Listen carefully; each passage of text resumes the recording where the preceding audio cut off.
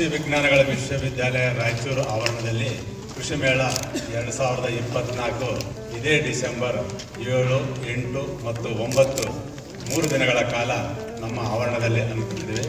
ಈ ಕೃಷಿ ಮೇಳದ ಧ್ಯೇಯವಾಕ್ಯ ಅಂತಂದರೆ ಹವಾಮಾನ ವೈಪರೀತ್ಯಕ್ಕೆ ಸುಸ್ಥಿರ ಕೃಷಿ ಎನ್ನುವ ಶೀರ್ಷಿಕೆಯಡಿ ಈ ವರ್ಷದ ಕೃಷಿ ಮೇಳವನ್ನು ಹಮ್ಮಿಕೊಂಡಿದ್ದೇವೆ. ಇದರ ಲಾಭವನ್ನು ಎಲ್ಲ ಸಮಸ್ತ ನಾಗರಿಕರು ಮತ್ತು ರೈತಾಪಿಗಳು ಮತ್ತು ವಿದ್ಯಾರ್ಥಿಗಳು ಒಂದು ಹೆಚ್ಚಿನ ಸಂಖ್ಯೆಯಲ್ಲಿ ಭಾಗವಹಿಸಿ ಮತ್ತು ತಮ್ಮ ಸಹಕಾರ ಬಹಳ ಮುಖ್ಯವಾಗಿರುತ್ತದೆ.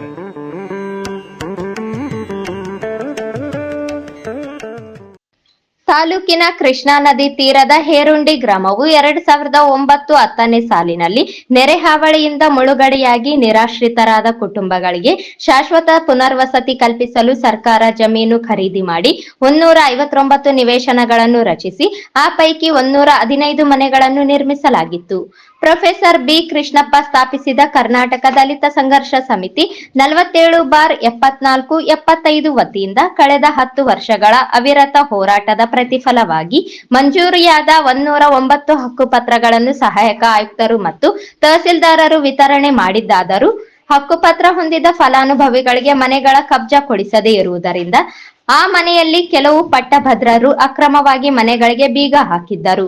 ಆದರೆ ಹಕ್ಕುಪತ್ರ ಮಂಜೂರುದಾರ ಫಲಾನುಭವಿಗಳು ಹಕ್ಕುಪತ್ರದಂತೆ ಮನೆ ಬಿಟ್ಟು ಕೊಡುವಂತೆ ಕೇಳಿದರೆ ದೌರ್ಜನ್ಯ ಮಾಡುತ್ತಿದ್ದರು.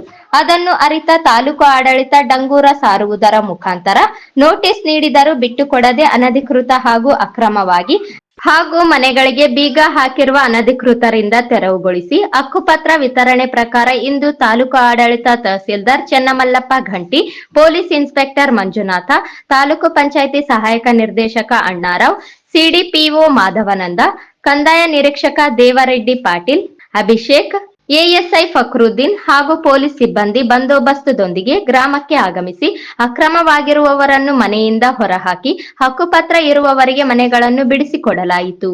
ಈ ಸಂದರ್ಭದಲ್ಲಿ ಕದಸಂದ ರಾಜ್ಯ ಸಂಘಟನಾ ಸಂಚಾಲಕರು ಹನುಮಂತಪ್ಪ ಕಾಕರಗಲ್, ಶಿವಪ್ಪ ಪಲಕನಮರಡಿ, ಭೀಮಣ್ಣ ವೀರಗೋಟ, ಶಿವರಾಜ್ ಗಣಜಲಿ, ನಾಗರಾಜ್ ಅರಕೆರ, ರಮೇಶ್ ಬಾವಿಮನಿ, ಚನ್ನಪ್ಪ ಭವಾನಿ, ಹನುಮಂತ ಸಮುದ್ರ, ಹುಲ್ಲೇಶ್ ಕಾಕರಗಲ್, ಖಾಜಾ ಹುಸೇನ್ ಪಲಕನಮರಡಿ, ಶಿವಣ್ಣ ತಾತ ಗಣಜಲಿ, ರಾಮಪ್ಪ ಹೇರುಂಡಿ, ಯಲ್ಲಪ್ಪ ಹೇರುಂಡಿ ಸೇರಿದಂತೆ ಗ್ರಾಮದ ಮಹಿಳೆಯರು ಹಾಗೂ ಗ್ರಾಮಸ್ಥರು ಉಪಸ್ಥಿತರಿದ್ದರು.